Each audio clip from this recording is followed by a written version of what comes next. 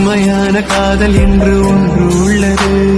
காலம் கடந்து போன பின்பு மண்ணில் வாழ்வது. காலம் எந்த கைப்பிடிக்குள் மாட்டிக்கொண்டது. காதல் என்னை விட்டு விட்டு எங்கு சென்றது. கடவுள் வந்து பூமி மீது வாழும் போதிலும் காதல் தோல்வியாகும் போது சாக தோன்றிடும். காதல் இன்றி பூமி மீது வாழ நேர்ந்திடும். கொஞ்ச நேரம் கூட நரகம் போல மாறிடும்.